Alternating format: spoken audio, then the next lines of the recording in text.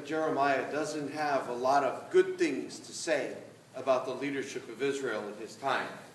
King Zedekiah, king just before the exile, is accused of being a bad leader.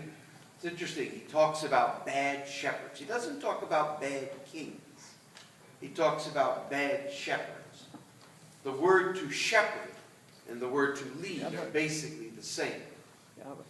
And so that call to be a shepherd, to be a leader, is all rolled up into one. It's interesting because later on, when Jesus comes along, his most severe comments, his most negative accusations are reserved for the shepherds of Israel. I don't mean the shepherds that are out in the field, the flock. They get treated very nicely. The good shepherd. Referring to the priests and Pharisees of the time of Jesus, he really hammers them down. Woe to you, hypocrites.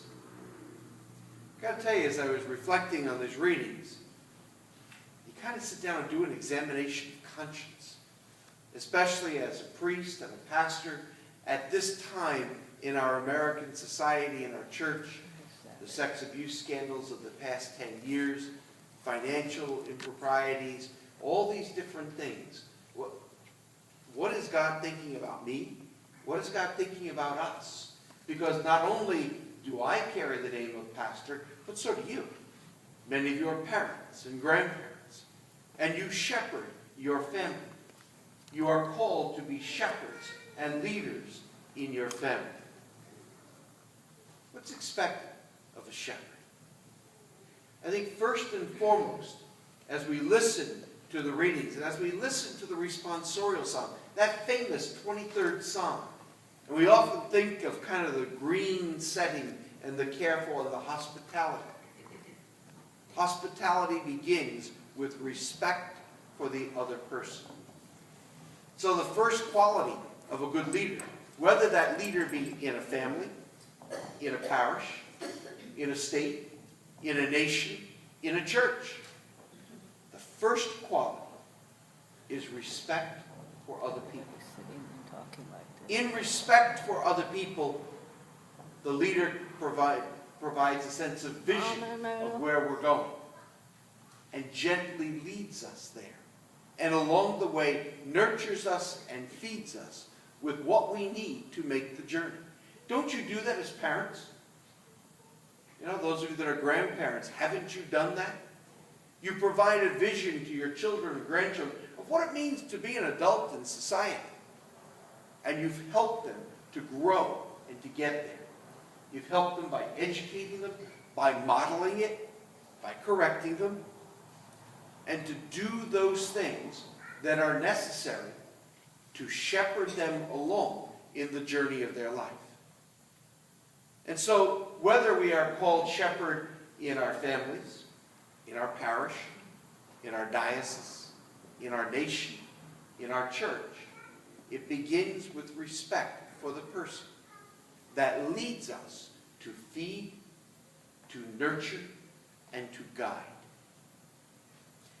I think we need to pray for that. I think we need to pray for that to happen first and foremost in families. We're blessed in our parish with so many families with young children that every home may be a place that is blessed with good shepherds. People that begin with profound respect for each other and with a real desire to feed, to nurture, and to guide those who have been entrusted to their care. Pray also for our priests, both those that we have now and also for priests that may come in the future. You and I both know human beings make mistakes. Whether they make it in the home, in the business place, in the parish, we make mistakes. May we always be honest enough and have enough respect to own up to it and to accept responsibility for our own actions. May we always trust on the grace of our God, who shepherds us and who guides us through the valley of death, who walks with us every moment of every day, and who guides us no matter where we go, the ultimate shepherd. may lead us, and in our mistakes may nurture us and put us back on the path, and that we would have enough honesty to say we're sorry, regardless of where we exercise our role as shepherds. That you and I can hear the voice of Jeremiah today, calling us to be good shepherds. Because next week, we move into the Gospel of John for 5 weeks. The end of today's Gospel says that Jesus, got across to the other side of the lake. The people followed him, and he saw them that they were sheep without a shepherd. People without leaders, wandering, lost, in need of direction. And the church moves from John, and for a short 5-week period, or moves from the Gospel of Mark that we've been reading. For a short 5-week period, we'll read from the Gospel of John, from the 6th chapter of John, the bread of life discourse. This shepherd, this ultimate shepherd of our God, feeds his sheep with his own body and blood, nurtures his sheep, cares for his sheep. You and I will hear this word today as we hear the word of God, nurturing us, guiding us, and calling us into a life of discipleship. May we genuinely be good shepherds in the model of the ultimate good shepherd, Christ himself.